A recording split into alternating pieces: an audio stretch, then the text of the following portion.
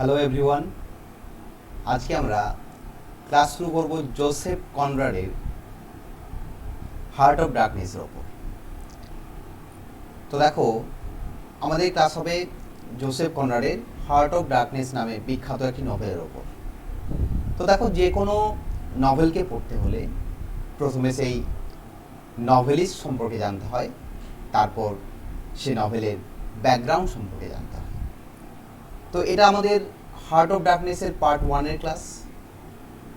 এখানে আমরা নভেলটা সম্পর্কে জানব, নভেলিস্ট সম্পর্কে জানব, আর ক্যারেক্টারগুলোকে জানব। আর সেকেন্ড ক্লাসে আমরা বাকি যে পুরো গল্পটা বা পুরো যে স্টোরিটা সেটাকে আমরা অ্যানালাইসিস করব এবং সেটাকে জানব। তো চলো আমরা আমাদের ক্লাস শুরু করি। Heart of Darkness by Joseph Conrad. তো প্রথমেই আমাদের জানতে হবে জোসেফ কনরাড সম্পর্কে। তো দেখো, আমরা প্রথমেই জোসেফ কনরাড সম্পর্কে যে পয়েন্টটা পাচ্ছি সেটা হচ্ছে এই যে জোসেফ কনরাড, তার পুরো নাম হচ্ছে জোসেফ থিওডর কনরাড কোরজেনিয়স্কি। তার জন্ম কখন? তার জন্ম হচ্ছে 1857 এবং মৃত্যু হচ্ছে 1924। তিনি বেসিক্যালি একজন পলিশ ব্রিটিশ রাইটার, মানে তিনি একজন পোল্যান্ডেরও লোক প্লাস ইংল্যান্ডের লোক, এবং তিনি এই ইংলিশ ল্যাঙ্গুয়েজে one of the greatest novelist. তাহলে দেখো, আমরা প্রথম পয়েন্ট পেয়ে গেলাম, তার ফুল নাম পেলাম। তার ফুল নেম কি? জোসেফ থিওডর কনরাড কোরজেনিয়স্কি, যার জন্ম হচ্ছে 1857 এবং 1924 মৃত্যু, এবং তিনি একজন পোলিশ ব্রিটিশ রাইটার এবং তিনি one of the greatest novelist. Second পয়েন্টে চলে যাই আমরা। সেকেন্ড পয়েন্টে আমরা কি দেখতে পাচ্ছি? সেকেন্ড পয়েন্টে আমরা দেখতে পাচ্ছি যে যখন কনরাডের মাত্র 17 ইয়ার্স ওল্ড, 17 বছর বয়স, 1874-এ তিনি মার্সেইলেস চলে যান। এই মার্সেইলেস কোথায় অবস্থিত? ফ্রান্সে অবস্থিত। এবং মার্সেইলেসে গিয়ে তিনি তার প্রফেশন হিসাবে একজন সেলর হিসাবে নিযুক্ত হন। সেলর মানে কি? নাবিক। তো এই সেলর প্রফেশনটাকে তিনি তার লাইফে চুজ করেন এবং তারপর তিনি ব্রিটিশ শিপগুলোকে সেল করতে শুরু করেন। এবং এই ব্রিটিশ শিপের তিনি সেলর হিসাবে কাজ করতে করতে তিনি 1886-এ যখন তার 29 ইয়ার্স ওল্ড, তখন তিনি কি হয়ে যান? একজন ব্রিটিশ সিটিজেন হয়ে যান। ঠিক আছে, তো চলো আমরা নেক্সট পয়েন্ট দেখি। নেক্সট পয়েন্টে আমরা দেখতে পাচ্ছি যে এই যে কনরাড, তিনি তার যে ম্যাক্সিমাম স্টোরি বলো বা নভেল বলো যেগুলো লিখেছেন, সেগুলোর সেটিংগুলো সবই নটিক্যাল সেটিং। নটিক্যাল সেটিং কথা মানে কি? নটিক্যাল সেটিং কথাটার মানে হলো যে সামুদ্রিক গল্প। তার যে সমুদ্রের অভিজ্ঞতা, সেই সমুদ্রের অভিজ্ঞতা থেকেই তিনি কিন্তু তার সমস্ত স্টোরিজ বা নভেলগুলোকে লিখেছেন। এবং এই নভেলগুলো বা এই স্টোরিগুলোর মাধ্যমে তিনি কি করেছেন? Trials of the human spirit, তিনি মানুষের যে অন্তর্নিহিত একটা দ্বন্দ্ব, সেই দ্বন্দ্বটাকে ফুটিয়ে তুলেছেন।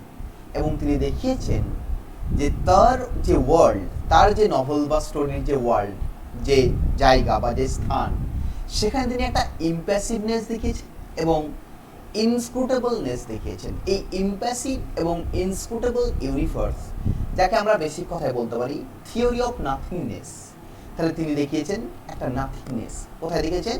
তার স্টোরিগুলোতে এবং নভেলগুলোর মধ্যে।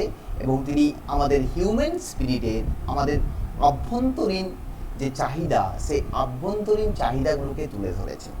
তো চলো আমরা থার্ড পয়েন্ট পেয়ে গেলাম, আমরা ফোর্থ পয়েন্টে চলে যাই। ফোর্থ পয়েন্টে আমরা কি দেখতে পাচ্ছি? কনরাডকে সবসময় বলা হয় একজন আর্লি মডার্নিস্ট। কি বলা হয়ে থাকে? তাকে একজন আর্লি মডার্নিস্ট বলা হয়ে থাকে। এবং তার যে ওয়ার্কগুলো, তার ওয়ার্কগুলোতে বেসিক্যালি আমরা 19th সেঞ্চুরি রিয়েলিজম, মানে লেট ভিক্টোরিয়ান পিরিয়ডের যে ক্যারেক্টারিস্টিক্সগুলো, সেগুলো আমরা খুঁজে পাই। তাহলে তার ওয়ার্কগুলোতে, তার নভেল বলো, শর্ট স্টোরিজ বলো, সেগুলোতে আমরা কি খুঁজে পাই? 90th বা 1900 শতাব্দীর যে রিয়েলিজম, সেই রিয়েলিজমটাকে খুঁজে পায়। তো তার এই যে ন্যারেটিভ স্টাইল, তার নভেল বলো, তার শর্ট স্টোরি বলো, তার যে কোনো রাইটিং বলো, সেখানে তার যে ক্যারেক্টারগুলো, সেই ক্যারেক্টারগুলো বেসিক্যালি তিনি কেমন চুজ করেছেন? দেখো, যেহেতু তিনি রিয়েলিজম নিয়ে লিখছেন বলে তার ক্যারেক্টারগুলো ম্যাক্সিমাম অ্যান্টি হিরোইক ক্যারেক্টার্স। দেখো, বাস্তব জীবনে আমরা প্রত্যেকেই কিন্তু অ্যান্টি হিরো, আমরা কিন্তু কেউ হিরো নই। হিরো হলে আমরা কি করতাম? একাই 10টা লোককে মেরে ফুটিয়ে দিতাম, একাই করাপশনের বিরুদ্ধে লড়তাম, একাই সব কিছু ঠিক করে দিতাম। বাট আমরা ঠিক করতে পারি না, বাট আমরা কেউই হিরো নই, আমরা সবাই কি প্রোটাগনিস্ট, আমরা সবাই অ্যান্টি হিরো। তো তার নভেলগুলো এবং তার রাইটিংগুলোতেও এই অ্যান্টি হিরোইক ব্যাপার স্যাপার দেখানো হয়েছে। এবং তার এই অ্যান্টি হিরোইক এলিমেন্টসগুলো অনেক রাইটারকে ইনফ্লুয়েন্স করেছে। এবং সেই কারণে তার এই রাইটিংগুলোর সাবজেক্ট ম্যাটারগুলোকে অনেক রাইটার তাদের রাইটিংয়ের সাবজেক্ট ম্যাটার হিসেবে চুজ করেছে। তাহলে কনরাড সম্পর্কে আমরা 4 নাম্বার পয়েন্টটাও পেয়ে গেলাম। আমরা নেক্সট পয়েন্টে চলে যাই। নেক্সট পয়েন্টে আমরা কি দেখব? যে তার রাইটিংয়ের বেসিক্যালি থিমগুলো কি, তিনি কোন জিনিস নিয়ে বেশি ডিল করতেন। দেখো, তার রাইটিং, যে কোনো রাইটিং পড়ো, আমরা বেসিক্যালি কি পাবো? Aspects of a European dominated world. আমরা বেসিক্যালি জানি, দেখো, যে ইউরোপ মানে বেসিক্যালি যদি আমরা ইংল্যান্ডকে ধরি, ইংল্যান্ড একটা সময় সারা ওয়ার্ল্ডকে তাদের কলোনি বানিয়েছে।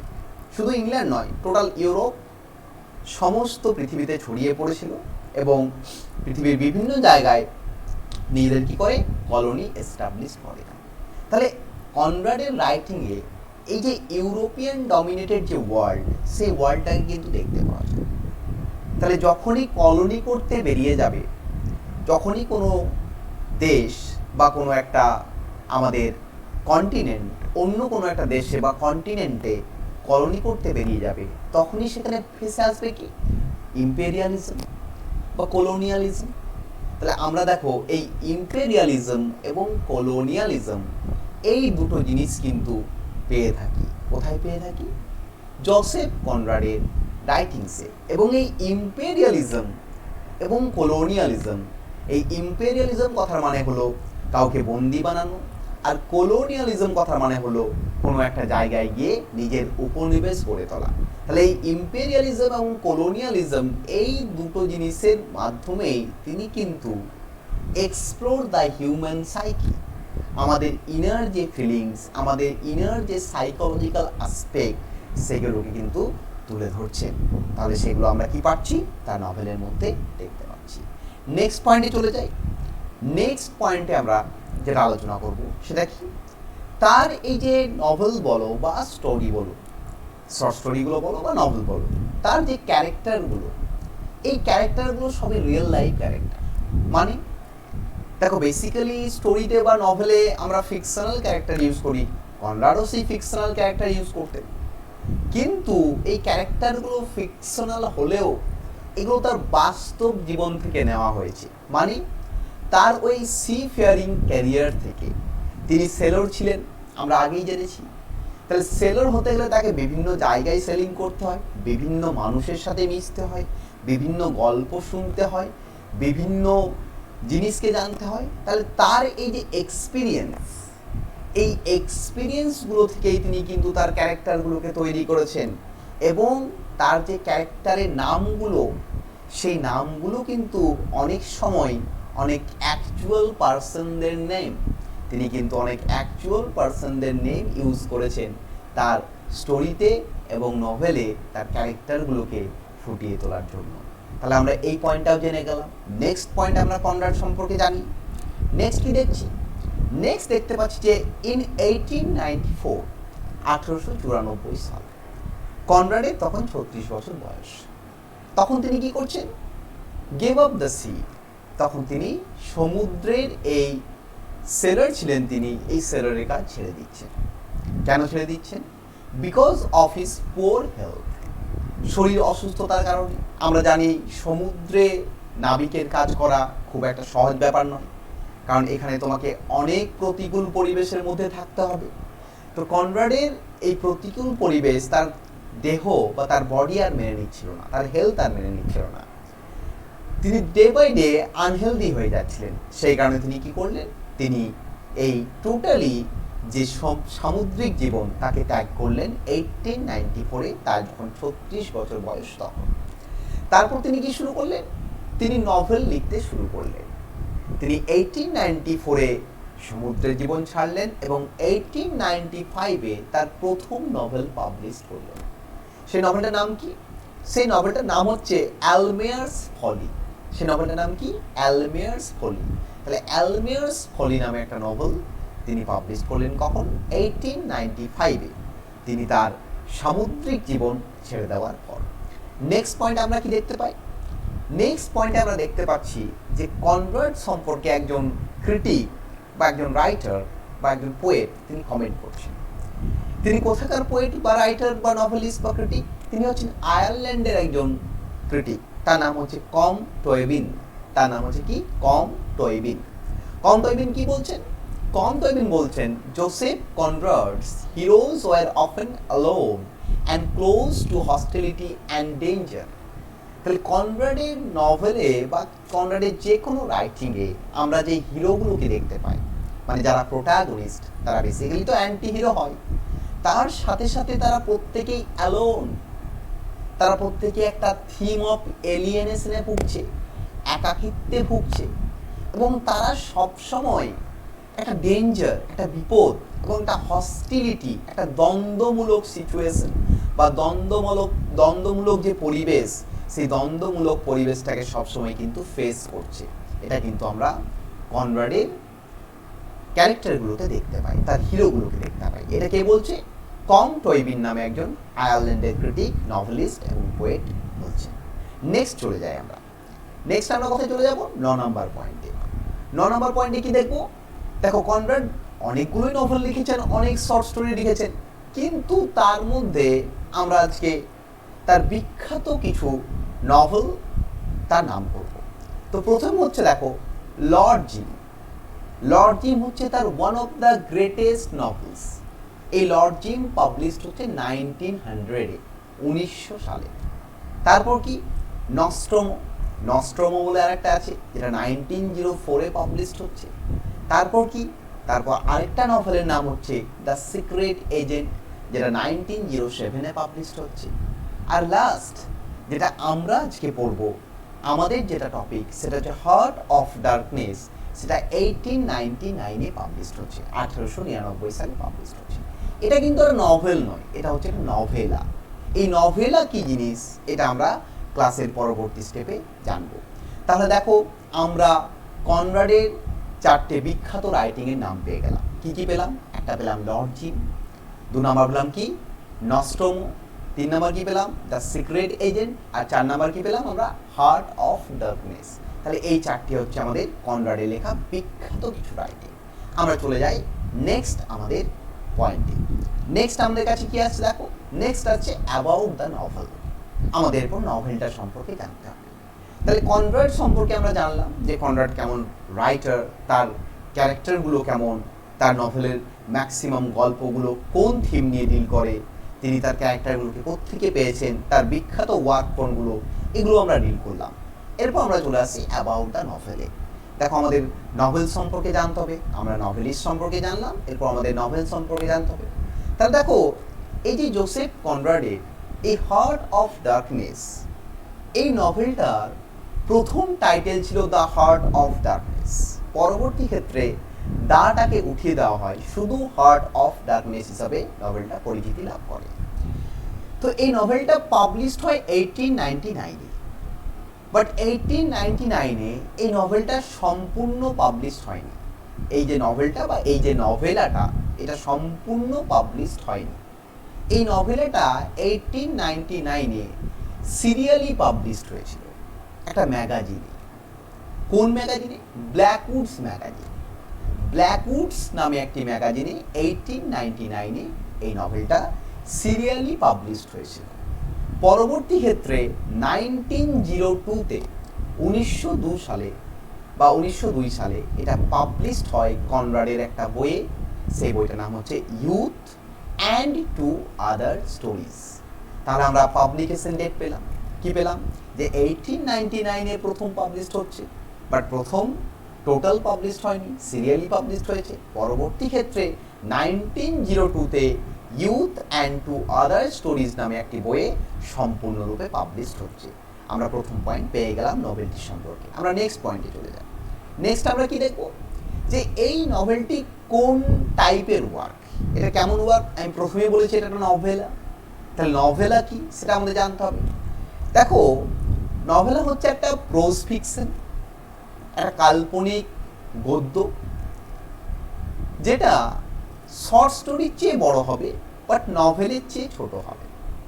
ঠিক আছে, যেমন মিডিল ক্লাস, না গরিব না বড় লোক, মাঝামাঝি একটা অংশ, তাকে বলা হয় নভেলা। নভেলাতে বেসিক্যালি 17,000 থেকে 40,000-এর মধ্যে শব্দ থাকে। তাহলে নভেলার আমরা ডেফিনেশন পেলাম, যেটা একটা প্রোজ ফিকশন, যেটা শর্ট স্টোরির চেয়ে বড় বাট নভেলের চেয়ে ছোট, এবং যার ওয়ার্ড লিমিট হবে 17,000 থেকে 40,000-এর মধ্যে। তো এই হার্ট অফ ডার্কনেস এটা কিন্তু একটা নভেলা। আমরা চলে যাই নেক্সট পয়েন্টে। নেক্সট আমরা কি দেখতে পাচ্ছি, নেক্সট দেখতে পাচ্ছি এই নভেলাটার সেটিং এবং টাইম। দেখো, নভেলাটায় দুটো সেটিং আছে এবং টাইমগুলো প্রায় কাছাকাছি। দুটো কেন সেটিং আছে, এই নভেলায় দুটো ন্যারেটার আছে। একটা আমাদের প্রাইমারি ন্যারেটার, যিনি গল্পটি বলছেন, ন্যারেটার আননেম ন্যারেটার, তার কোনো নাম নেই। আর আরেকটা ক্যারেক্টার আছে যার নাম হচ্ছে মার্লো। সেই মার্লো হচ্ছে একটা ন্যারেটার। বেসিক্যালি গল্পটা স্টোরি উইদিন স্টোরি, মানে গল্পের ভেতরে গল্প। একে বলা হয় ফ্রেম ন্যারেটিভ। কেমন ন্যারেটিভ, ফ্রেম ন্যারেটিভ। ফ্রেমে কি হয়, একটা ফ্রেম থাকে, ফ্রেমের ভেতরে ফটো থাকে। ঠিক এখানেও গল্প, তার ভেতরে গল্প। তো দেখো, এখানে ন্যারেটর যে গল্পটা বলছে তার সেটিং হচ্ছে Thames river near London, England, এবং তার সময় হচ্ছে 1899। তাহলে ন্যারেটরের গল্প যখন শুরু হচ্ছে তখন আমরা দেখতে পাচ্ছি টেমস নদীর ওপরে একটা বোটের মধ্যে, লন্ডনের কাছাকাছি, ইংল্যান্ডে 1899 সালে। আর মার্লো তার যখন গল্প শুরু করছে, মার্লোর গল্প চলে যাচ্ছে প্রথমে কোথায়, একটা ইউরোপিয়ান সিটিতে, যার নাম প্রবাবলি ব্রাসেলস বলা হচ্ছে, এবং সেখান থেকে গল্প শিফট করছে বেলজিয়ান কঙ্গো, মানে কঙ্গো বেসিনে, যেটা বেলজিয়ানদের আন্ডারে ছিল, আফ্রিকা। এবং সময়টা হচ্ছে 1890s, 1890-এর দশক, যখন কলোনিয়াল এরা চলছে, মানে ইউরোপিয়ানরা বেরিয়ে পড়েছে বিভিন্ন দেশে, মহাদেশে তাদের কলোনি স্থাপন করতে। তো আমরা সেটিং এবং টাইম পেয়ে গেলাম। আমরা নেক্সট পয়েন্টে চলে যাই। নেক্সট পয়েন্টে কি দেখতে পাচ্ছি, নেক্সট পয়েন্টে দেখতে পাচ্ছি জন বা জনরা, GENRE। এটা হচ্ছে একটা ফ্রেঞ্চ শব্দ, এটার বেসিক উচ্চারণ কিন্তু জন, তবে আমরা উচ্চারণও করে থাকি বা জনরা উচ্চারণও করে থাকি। তাহলে এই যে এটা কোন জয়ের মধ্যে পড়ছে, এই নভেলটা কোন ক্যাটাগরির মধ্যে পড়ছে, এটাকে বেসিক্যালি কলোনিয়াল লিটারেচার বা কোয়েস্ট লিটারেচার বলা হয়ে থাকে। তাহলে কলোনিয়াল লিটারেচার বা কোয়েস্ট লিটারেচার কি জিনিস, দেখো, কলোনিয়াল লিটারেচারের ডেফিনেশন যদি আমরা বলতে যাই তাহলে আমরা বলবো যে সমস্ত লিটারেচার কলোনাইজেশনকে নিয়ে ডিল করে তাকে বলা হয় আমাদের কলোনিয়াল লিটারেচার।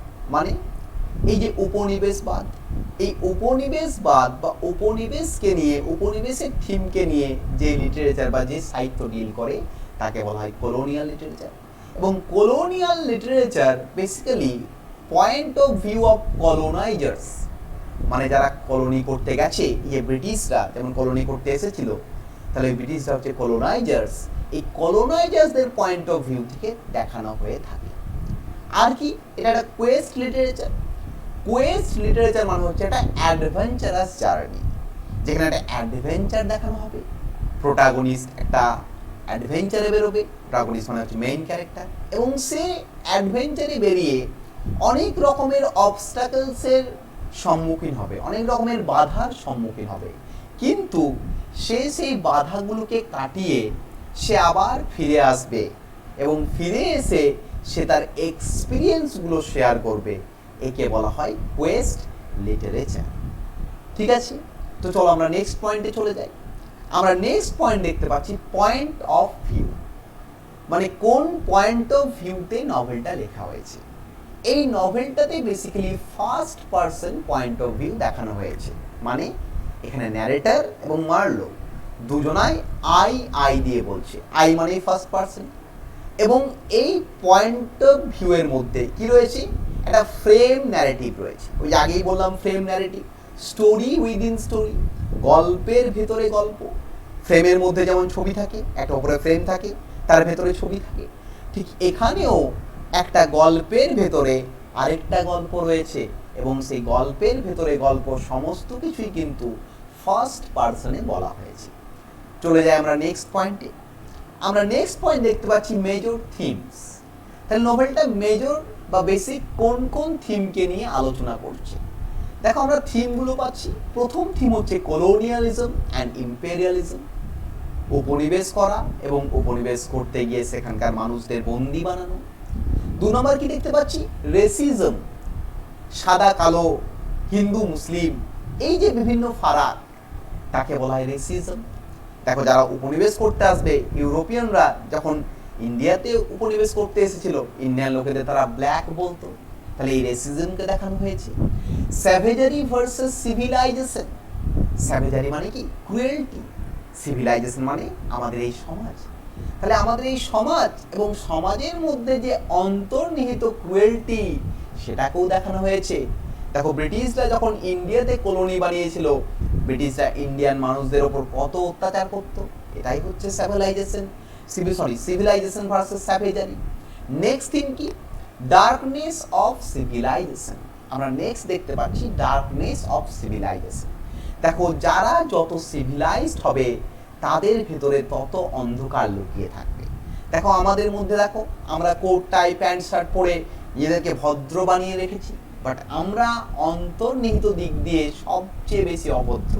আমরা অভদ্র না হলে এত খুন, এত রেপ, এত ছিনতাই, এত ডাকাতি এসব হতো না। আমরা অভদ্র না হলে অবলা পশুগুলোকে আমরা মেরে ফেলতাম না। তাহলে দেখো ডার্কনেস অফ সিভিলাইজেশনকে দেখানো হয়েছে। আর কি দেখানো হয়েছে, জার্নি ইনটু দ্য সেলফ। আমাদের প্রত্যেকের ভেতরে, প্রত্যেকের মধ্যে যে ইনার একটা মানুষ বসে রয়েছে, সেই ইনার মানুষটাকে খোঁজার যে জার্নি, তাকে যে খুঁজে বার করার জার্নি, সেটাও কিন্তু দেখানো হয়েছে। আর দেখানো হয়েছে জার্নি টুয়ার্ডস হেল। এখানে হেলটা সিম্বলিক হেল, হেল বলতে কোনো নরক টরক নয়। এটা কেমন হেল, এটা আমাদের ভেতরকার যে হেল, আমাদের ভেতরের যে নোংরা মানসিকতা, যে জন্তুটা লুকিয়ে আছে, সেই জন্তুর হেল, সেই যে অন্ধকার জায়গাটা, সেই অন্ধকার জায়গাটায় দেখানো হয়েছে। এই জন্য দেখো নভেলের টাইটেল হচ্ছে হার্ট অফ ডার্কনেস। এটা আমাদের বুঝতে হবে। তাহলে আমরা 6 নম্বর পয়েন্ট পেয়ে গেলাম। 6 নম্বর পয়েন্টে আমরা মেজর থিমগুলো পেয়ে গেলাম। আমরা নেক্সট পয়েন্টে চলে যাই। নেক্সট পয়েন্ট দেখতে পাচ্ছি সোর্স। তাহলে সোর্স হিসাবে আমরা কি বলবো, সোর্স হিসাবে আমরা বেসিক্যালি বলবো যে এটাও আমাদের কনরাডের পার্সোনাল লাইফ থেকে নেওয়া হয়েছে। দেখো 1890 সালে যখন কনরাডের 32 বছর বয়স, তখন কনরাড একটা বেলজিয়ান ট্রেডিং কোম্পানির আন্ডারে কাজ করত। এবং এই বেলজিয়ান ট্রেডিং যে কোম্পানি, তারা কি করতো, তারা কঙ্গো রিভারে, কঙ্গো যে বেসিন, সেই কঙ্গো বেসিনে তাদের অনেক ট্রেডিং সাপ্লাই হতো, তারা অনেক ব্যবসা বাণিজ্য করত। তো একবার কি হলো, একবার কনরাড তার ক্যাপ্টেনের সাথে যাচ্ছিলেন এই কঙ্গো রিভার দিয়ে। তো হঠাৎ করে সেই ক্যাপ্টেনের শরীর অসুস্থ হয়ে যায়। অসুস্থ হয়ে যাওয়ার পর জোসেফ কনরাড নভেলিস্ট নিজে কি হয়ে যান, জাহাজের কমেন্ট পান। তো তিনি জাহাজের কমেন্ট পেয়ে তিনি কঙ্গো বেসিন ধরে পৌঁছাতে তিনি লুয়ালাবা নামে একটি নদীর মাধ্যমে তিনি গিয়ে পৌঁছান কিন্ডু নামে একটি জায়গাতে। কিন্ডু কোথায় অবস্থিত, ইস্টার্ন কঙ্গো, আফ্রিকার ইস্টার্ন কঙ্গো রিজিয়নে অবস্থিত। ঠিক আছে, তো এই যে তার এক্সপিরিয়েন্স, এই কঙ্গো বেসিনের তার যে এক্সপিরিয়েন্স, তার এই পার্সোনাল এক্সপিরিয়েন্সটাই কিন্তু এই নভেলের সোর্স। কারণ নভেলের যে প্রোটাগনিস্ট তার নাম হচ্ছে মার্লো। মার্লোকে যদি আমরা দেখি, মার্লোকেও দেখতে পাবো আমরা যে তিনিও কঙ্গো বেসিনে গিয়ে একটা এক্সপিরিয়েন্স করছেন এবং সেই এক্সপিরিয়েন্সটাই কিন্তু আমাদের সাথে শেয়ার করছেন। তাহলে আমরা সোর্স পেয়ে গেলাম। সোর্সটা কোত্থেকে পেলাম? কনরাডের লাইফের পার্সোনাল জায়গা থেকে পেলাম। নেক্সট চলে যায়। নেক্সট দেখতে পাচ্ছি এই যে কনরাড তার এই হার্ট অফ ডার্কনেস, এই যে নভেলটা বা এই যে নভেলাটা, এটাকে তিনি কি বলছেন? তিনি নিজেই এটার উপর কমেন্ট করছেন এবং বলছেন যে এটা হচ্ছে একটা ওয়াইল্ড স্টোরি, একটা বুনো গল্প। এবং এই ওয়াইল্ড স্টোরিতে কার গল্প রয়েছে? একজন জার্নালিস্টের গল্প রয়েছে। যে জার্নালিস্ট একটা আফ্রিকান টেরিটরিতে পৌঁছায়, আফ্রিকার প্রচণ্ড ভেতরের একটা জায়গায় পৌঁছায় এবং সেখানকার ম্যানেজার হিসাবে পৌঁছায়। এবং সেখানকার ম্যানেজার হিসাবে পৌঁছিয়ে সেই মানুষটি কি হয়ে যায়?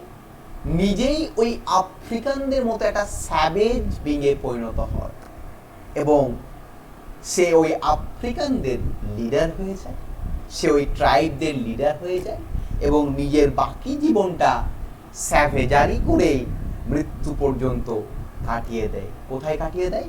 ওই আফ্রিকান টেরিটরির ভিতরে। আমরা নভেলের সেম জিনিসই দেখতে পাবো। নভেলে একটা ক্যারেক্টার আছে, তার নাম হচ্ছে মিস্টার কুর্জ। মিস্টার কুর্জকে নিয়ে গল্প। মার্লো মিস্টার কুর্জকে খুঁজতে বেরোবে, তাই নিয়ে গল্প। এই মিস্টার কুর্জকে দেখবো যে সেও আফ্রিকান একটা ইনারমোস্ট টেরিটরিতে ম্যানেজার হিসেবে যাচ্ছে। সেখানে গিয়ে সে ওই আফ্রিকান ট্রাইবগুলোর সাথে থাকতে থাকতে সে আফ্রিকান ট্রাইবগুলোর মতো হয়ে যাচ্ছে, স্যাভেজ হয়ে যাচ্ছে তাদের মতো। এবং সেখানেই সে তার আমৃত্যু কাটানোর জন্য প্রস্তুত হচ্ছে। তাহলে দেখো, এই কারণে জোসেফ কনরাড তার এই হার্ট অফ ডার্কনেসকে বলছে এটা একটা ওয়াইল্ড স্টোরি। আমরা চলে যাই নেক্সটে। নেক্সট আমরা কি দেখতে পাচ্ছি? নেক্সট 9 নম্বর পয়েন্টে দেখতে পাচ্ছি যে একজন ক্রিটিক, তার নাম হচ্ছে হ্যারল্ড ব্লুম। কি নাম? Harold Bloom. সে একজন বিখ্যাত আমাদের মডার্ন ক্রিটিক। তিনি কি বলছেন যে জোসেফ কনরাডের এই হার্ট অফ ডার্কনেস, এই যে নভেলাটা, এটা সবচেয়ে বেশি অ্যানালাইজড ওয়ার্ক ইন লিটারেচার। সবচেয়ে বেশি যদি ক্রিটিকরা কোনো ওয়ার্ককে নিয়ে আলোচনা করে থাকে তাহলে সেটা হচ্ছে আমাদের জোসেফ কনরাডের হার্ট অফ ডার্কনেস। কে বলছেন? হ্যারল্ড ব্লুম বলছেন। এবং তিনি এটাকে আলোচনা করতে গিয়ে বলছেন যে এখানে কনরাড কি দেখিয়েছেন? একটা ইউনিক প্রপেন্সিটি ফর অ্যাম্বিগুইটি দেখিয়েছেন। মানে এই যে নভেলটা টোটালি অ্যাম্বিগুয়াস ইন মিনিং। দেখো, টাইটেলটাই অ্যাম্বিগুয়াস। হার্ট অফ ডার্কনেস মানে হচ্ছে অন্ধকারের হৃদয় বা অন্ধকারের গভীরতা। আবার এটার আরেকটা মানে আছে হার্ট অফ ডার্কনেস, মানে যে হৃদয়ে শুধু অন্ধকারে পরিপূর্ণ, সেটাকেও বোঝানো হচ্ছে। তাহলে বুঝতেই পারছো, নভেলটা কনরাডের লাইফে বা কনরাড যখন বেঁচে ছিলেন তখনই কিন্তু সাকসেস পায়নি, বাট কনরাডের মৃত্যুর পর নভেলটা কিন্তু প্রচণ্ড পরিমাণে সাকসেস পায় এবং ক্রিটিকরা এটাকে নিয়ে অনেক ক্রিটিসাইজ করে। তো চলো আমরা নেক্সট পয়েন্ট দেখি। নেক্সট পয়েন্টে দেখতে পাচ্ছি আমরা যে এই যে 1975-এ চিনুয়া আচিবে বলে একজন ক্রিটিক, চিনুয়া আচিবে বলে একজন নাইজেরিয়ান ক্রিটিক, তিনি তার একটা পাবলিক লেকচার, যে লেকচারটা টপিকের নাম ছিল an image of Africa, racism in Conrad's heart of darkness, এটা ছিল টপিকটার নাম। এই পাবলিক লেকচারের একটা এই টপিকে চিনুয়া আচিবে নামে একজন নাইজেরিয়ান ক্রিটিক এবং রাইটার, তিনি এই নভেলটি সম্পর্কে কমেন্ট করছেন। তিনি কি বলছেন? যে হার্ট অফ ডার্কনেস হচ্ছে একটা অফেন্সিভ এবং ডেপ্লোরেবল বুক, যেখানে মানুষকে ছোট করা হচ্ছে, মানুষকে অফেন্স করা হচ্ছে, মানুষকে হীনমন্যতা দেখানো হচ্ছে। এবং এই নভেলাতে জোসেফ কনরাড কি করেছেন? আফ্রিকানদের ডিহিউম্যানাইজ করেছেন, ছোট করে দেখিয়েছেন। এই কারণে চিনুয়া আচিবে কনরাডকে বলছেন ব্লাডি রেসিস্ট। এই কনরাডের মধ্যে কি রয়েছে? রেসিজম রয়েছে। কনরাড তার এই হার্ট অফ ডার্কনেস নামক নভেলটিতে বা নভেলাটিতে রেসিজম দেখিয়েছেন এবং অফেন্সিভ এবং ডিপ্লোরেবল ওয়ার্ক এটি একটি। কে বলছেন? চিনুয়া আচিবে কমেন্টটি করছে। নেক্সট আমরা চলে যাই চিনুয়া আচিবের কমেন্টের পর আমরা কি দেখতে পাচ্ছি? নেক্সট আমাদের যেটা 11 নম্বর পয়েন্ট, সেটা কি? 11 নম্বর পয়েন্টে আমরা দেখতে পাচ্ছি যে এই নভেলটির ওপর ইন্সপায়ার হয়ে অনেক কিছু হয়েছে। প্রথমত কি হয়েছে? এই নভেলটি আমাদের একজন ডিরেক্টরকে ইন্সপায়ার করে। সেই ডিরেক্টর নাম হচ্ছে কি? Francis Ford Coppola. তার নাম হচ্ছে ফ্রান্সিস ফোর্ড ক্যাপোলা। এই ফ্রান্সিস ফোর্ড ক্যাপোলা এই নভেলটির ওপর ইন্সপায়ার হয়ে 1979-এ 1979-তে একটি সিনেমা বার করে। সেই সিনেমার নাম হচ্ছে কি? অ্যাপোক্যালিপস নাও।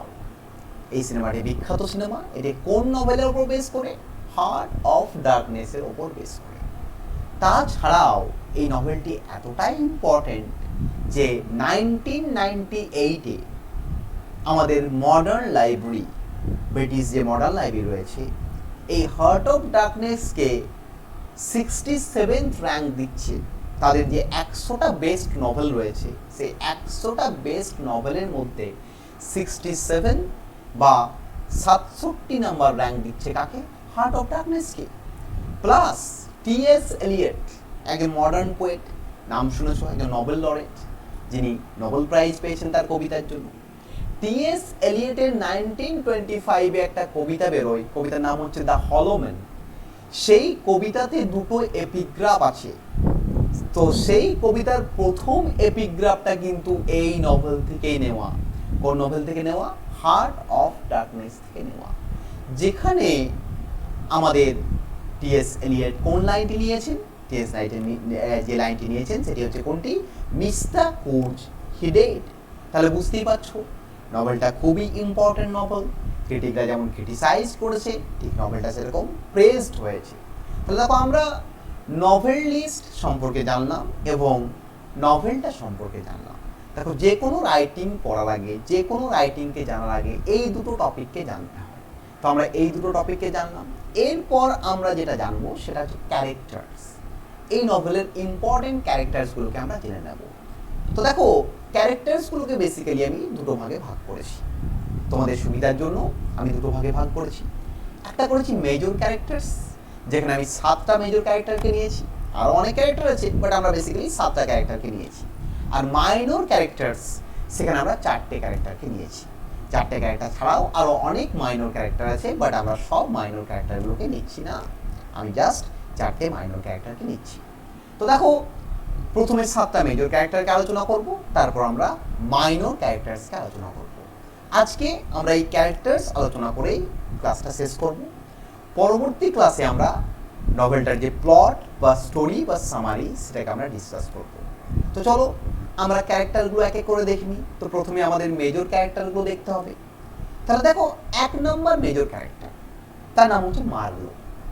তো তোমরা খাতার মধ্যে পয়েন্ট ডাউন করে নিতে পারো বা স্ক্রিনশট নিয়ে যেতে পারো। তাহলে প্রথম যে ক্যারেক্টার তার নাম হচ্ছে মার্লো। মার্লো হচ্ছে আমাদের প্রোটাগনিস্ট প্লাস গল্পের মেইন ন্যারেটর। ওই যে ফ্রেম ন্যারেটিভ, ইন্ট্রোডাকশনে কি রয়েছে? ফ্রেমটা তো একটা ছবির মেন অংশ নয়, ছবিটা মেন অংশ, ফ্রেমটা জাস্ট ধরে রাখে। তাহলে ফ্রেমটা ধরে রেখেছে ন্যারেটর, কিন্তু মার্লো হচ্ছে গল্পের ছবিটা, মানে ফ্রেমের ভিতরে যে ছবিটা রয়েছে সেটা মার্লো। তাহলে মার্লো হচ্ছে গল্পের প্রোটাগনিস্ট এবং মেইন ন্যারেটর। এবং সে কেমন মানুষ? সে গুড ওয়ার্ক ইথিক, তার মধ্যে প্রচণ্ড গুড ওয়ার্ক ইথিক রয়েছে। তাকে বেসিক্যালি আমরা বলতে পারি একজন টিপিক্যাল ইউরোপিয়ান। চলো তাহলে প্রথম ক্যারেক্টার আমরা মার্লোকে পেলাম। মার্লো হচ্ছে গল্পের প্রোটাগনিস্ট বা মেইন ন্যারেটর, যার মধ্যে গুড ওয়ার্ক ইথিক রয়েছে। বেসিক্যালি তাকে আমরা একজন টিপিক্যাল ইউরোপিয়ান বলতে পারি। সে হচ্ছে প্রথম মেজর ক্যারেক্টার। নেক্সট চলে যায়। নেক্সট হচ্ছে আমাদের কুর্জ। এই কুর্জ কি? কুর্জ হচ্ছে একজন চিফ, একজন প্রধান। এ হচ্ছে একজন প্রধান, এ হচ্ছে ইনার স্টেশনের চিফ। আফ্রিকাতে বেলজিয়ান কলোনি তৈরি হয়েছে, কঙ্গো বেসিন জুড়ে। তো সেই কঙ্গো বেসিনকে বেলজিয়ান গভর্নমেন্ট 3টে ভাগে ভাগ করেছে। কি কি ভাগে ভাগ করেছে? আমাদের আউটার স্টেশন, সেন্ট্রাল স্টেশন এবং ইনার স্টেশন। তো এই যে ইনার স্টেশন, যেটা সবচেয়ে ভেতরে অবস্থিত, সবচেয়ে ডিপে অবস্থিত, তার চিফ হচ্ছে কে? আমাদের কুর্চ। এই কুর্চকে নিয়েই গল্প। এ হচ্ছে কি অবজেক্ট অফ মার্লোস কোয়েস্ট। এই যে মার্লো বেরিয়ে পড়ছে একটা খোঁজে, কার খোঁজে বেরিয়ে পড়ছে? এই কুর্জের খোঁজে বেরিয়ে পড়ছে। তাহলে বুঝতে পারছো কুর্জ খুব একটা ইম্পর্টেন্ট ক্যারেক্টার। এই কুর্জকে বেসিক্যালি আমরা বলতে পারি unique victim of colonisation. Kurtz basically একজন সিভিলাইজড পারসন, বাট সে ইনার স্টেশনে একা গিয়ে থাকছে কিছু ট্রাইবসদের সাথে, এবং সেখানে থাকতে থাকতে কুর্জ কি হয়ে যাচ্ছে? ওয়াইল্ডারনেস ক্যাপচার সিম। ওই যে ট্রাইবদের কালচার, ট্রাইবদের যে সিচুয়েশন, এবং ওই যে ওয়াইল্ডারনেস, ওই যে কঙ্গো বেসিনের যে ওয়াইল্ড অ্যাটমসফিয়ার, তাকে ক্যাপচার করে নিচ্ছে। সেও বেসিক্যালি একটা বারবারিক পার্সনে পরিণত হচ্ছে। তাহলে কুর্জকে আমরা পেয়ে গেলাম। নেক্সট ক্যারেক্টার দেখো, নেক্সট ক্যারেক্টার নাম হচ্ছে দ্য জেনারেল ম্যানেজার। এই জেনারেল ম্যানেজার কি? এই জেনারেল ম্যানেজার হচ্ছে এই কোম্পানির একজন agent.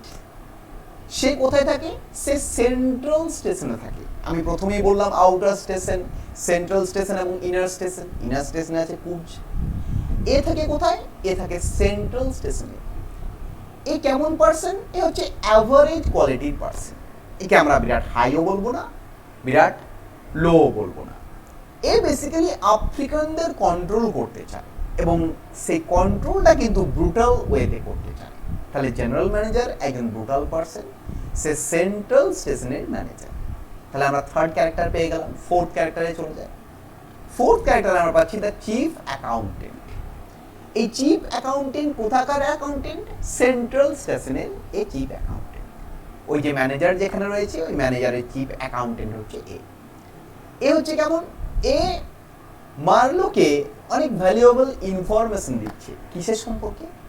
About Africa, about Kurz. এই সম্পর্কে সে কি করছে? মার্লোকে অনেক ভ্যালুয়েবল ইনফরমেশন দিচ্ছে। মার্লো মানে আমাদের গল্পের প্রোটাগনিস্ট এবং মেইন ন্যারেটর। এ বেসিক্যালি কেমন মানুষ? এ হচ্ছে বেসিক্যালি একজন ক্রুয়েল ম্যান। এ কি সিম্বলাইজ করছে? A picture of the civilised Europeans. দেখো, ইউরোপিয়ানরা নিজেদের সিভিলাইজড বলে, বাট তারা যে কান্ট্রিতে তাদের উপনিবেশ তৈরি করেছে, সেই কান্ট্রিতে গিয়ে কিন্তু মানুষদের সাথে অত্যাচার করেছে। তাহলে বুঝতেই পারছো, তাহলে picture of the civilised Europeans কে গো? আমাদের এই চিফ অ্যাকাউন্টেন্ট। নেক্সট ক্যারেক্টার হচ্ছে আমাদের রাশিয়ান ট্রেডার বা দ্য হার্লে কুইন। এই হার্লে কুইনকে, এ হচ্ছে একজন রাশিয়ান সেলর, একজন রাশিয়ান সেলর। এ বেসিক্যালি এই যে হার্লে কুইন, এই যে বেসিক্যালি এ হচ্ছে বয়েস ইন নেচার। এ একটা ডাচ কোম্পানির রিপ্রেজেন্টেটিভ এবং বয়েস ইন নেচার, তার মধ্যে ছেলে মানুষই আছে, এবং এ ডিভোটেড ডিসাইপল অফ কুর্জ। কুর্জকে কিন্তু এ প্রচন্ড পছন্দ করে এবং কুর্জকে সে তার গুরু মানে। তাহলে বুঝতেই পারছো, রাশিয়ান ট্রেডার বা দ্য হার্লে কুইন পেয়ে গেলাম। নেক্সট আমরা ক্যারেক্টারকে দেখতে পাবো। নেক্সট ক্যারেক্টার নাম হচ্ছে কুর্জ ইন্টেন্ডেড। কুর্জ ইন্টেন্ডেড মানে কি? কুর্জের name and long suffering fiancee, কুর্জের উড বি ওয়াইফ, কুর্জের সিভিলাইজড উড বি ওয়াইফ। আমরা দেখতে পাবো এই কুর্জের ইন্টেন্ডেডকে নভেলের একবারই শেষে, যখন কুর্জ মারা যাচ্ছে, কুর্জ মারা যাওয়ার পর মার্লো কুর্জের মৃত্যুর সংবাদটা এনার কাছে নিয়ে যাচ্ছে একবারই নভেলের শেষে, সেটা আমরা দেখতে পাবো। তাহলে কুর্জের ইন্টেন্ডেড হচ্ছে কুর্জের উড বি ওয়াইফ বা ফিয়ান্সি। নেক্সট কি? নেক্সট ক্যারেক্টার হচ্ছে কুর্জ আফ্রিকান মিস্ট্রেস।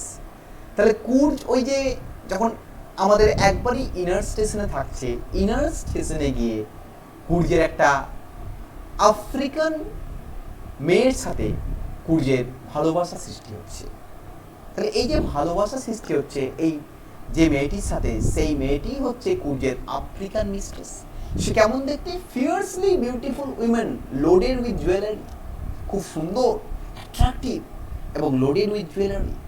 এই আফ্রিকান মিস্ট্রেস সে হচ্ছে ইনার স্টেশনের একজন মানুষ, সে একজন আমাদের ওই স্যাভেজ পার্সন, সে আফ্রিকান ট্রাইব। এবং কুর্জ যখন ইনার স্টেশনে গিয়ে যাচ্ছে, কুর্জ এই আফ্রিকান মিস্ট্রেসের সাথে একটা সম্পর্ক তৈরি করছে। ঠিক আছে, তাহলে আমরা নেক্সট ক্যারেক্টারে চলে যাই। নেক্সট হচ্ছে আমাদের মাইনর ক্যারেক্টার্স। তাহলে মাইনর ক্যারেক্টার্সে আমরা কোন কোনগুলো পাবো? আমরা 4টে মাইনর ক্যারেক্টার পাবো। তাহলে প্রথম যে মাইনর ক্যারেক্টার সেটা হচ্ছে ন্যারেটর। তাই ন্যারেটরকে কি বলবো আমরা? ন্যারেটরকে বলবো অ্যানোনিমাস ক্যারেক্টার। ন্যারেটরের কোনো আমার নাম নেই, ন্যারেটরের কোনো আমরা নাম পাচ্ছি না, এবং does not reveal his personality. নভেলের পুরো নভেল জুড়ে সে কেমন, সে কি চায়, তার কোথায় বাড়ি, এসব কিচ্ছু আমরা জানতে পারছি না। সে নভেলের প্রথমেই বলে দিচ্ছে যে তার সাথে অন্যান্য ক্যারেক্টারদের কোনো রিলেশন নেই। ঠিক আছে, তাকে যখন আমরা বোটে দেখতে পাচ্ছি ওই লন্ডনে, সে প্রথমেই বলে দিচ্ছে যে তার সাথে অন্যান্য কোনো ক্যারেক্টারের কোনো রিলেশন নেই, এবং সে আমাদের মার্লোকে ইন্ট্রোডিউস করছে, এবং সে মার্লোর পয়েন্ট অফ ভিউ থেকে মার্লোর গল্পটা বলছে। তাহলে আমরা বেসিক্যালি টোটাল গল্পটা জানতে পারছি ন্যারেটরের কাছ থেকে, বাট ন্যারেটর মার্লোকে ইন্ট্রোডিউস করছে, মার্লো তার পয়েন্ট অফ ভিউ থেকে ন্যারেটরের মাধ্যমে গল্পটা আমাদের কাছে তুলে ধরছে। তাহলে মাইনর ক্যারেক্টার ন্যারেটরকে পেলাম। নেক্সট মাইনর ক্যারেক্টার হচ্ছে আন্ট। আন্ট বলতে কে? মার্লোর আন্ট, মার্লোর রিলেটিভ। এই আন্টি মার্লোকে ওই বেলজিয়ান কোম্পানির আন্ডারে ওই কাজটি দেখে দেয়।